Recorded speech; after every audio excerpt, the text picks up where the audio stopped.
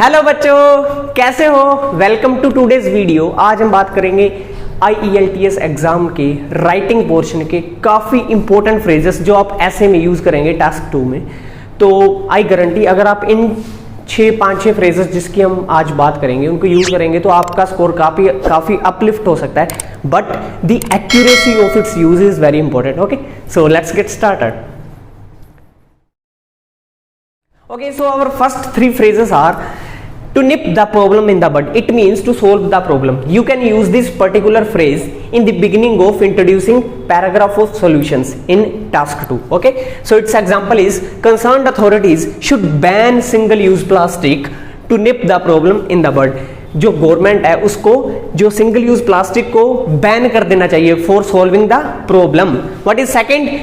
On the face of it to give an overview, ऊपर से देखने पर, जैसे कि on the face of it appeared to be a simple accident but after researching in depth it came out to be a planned murder. ऊपर से देखने पर ये एक सिंपल एक्सीडेंट लग रहा था but after researching in depth ये क्या पता चला हमें, ये एक प्लान्ड मर्डर था। ठीक है, so you can use this particular phrase in giving overall in task 1। जैसे ओवरऑल की जगह आप यूज कर सकते हैं on the face of it, after you can give your overall.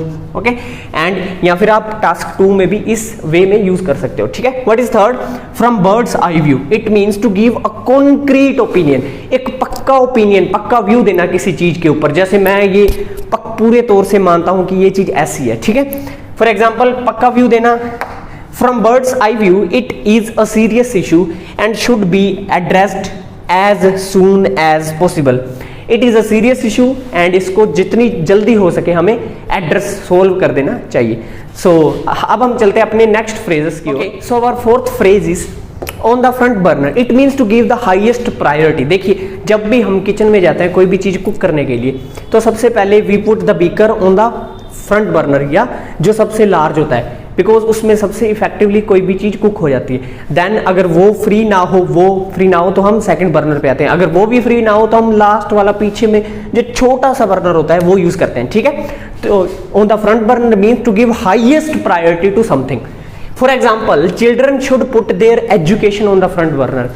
Children should put their education on the front burner. Second, on the back burner to give least priority. For example, children should put use of social media on the back burner. Sixth, देखिए phrase, it is the tip of an iceberg only. Iceberg मतलब बर्फ का पहाड़। ये बर्फ के पहाड़ की एक छोटी सी चोटी है, जैसे वाटर सरफेस है उसके नीचे एक बहुत ही किलोमीटर्स इन लेंथ है ना एक पहाड़ होता है, लेकिन ऊपर वाटर सरफेस के ऊपर सिर्फ एक टिप होती है, छोटी सी उसकी पीक चोटी होती है।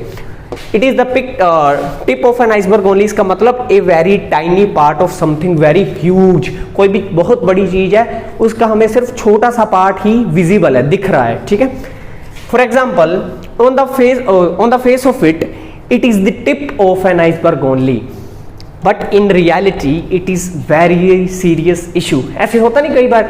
ये तो अभी पिक्चर का ट्रेलर है बिडू। ठीक है, इसका क्या बात है सर, क्या बात है सर, क्या बात, ये बात है।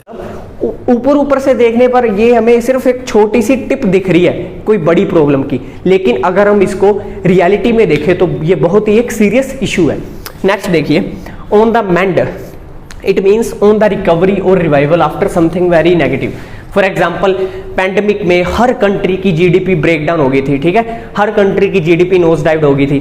सो here we use the example that since the pandemic से countries GDP is on the mend. Pandemic के बाद से जो कंट्री की जीडीपी है वो रिकवरी पे है, मतलब धीरे करके उठ रही है, ग्रो हो रही है। ठीक है, so these were 7 phrases that are highly efficient and if you use them accurately you will achieve very good writing score, and I promise that you can improve your writing by following me.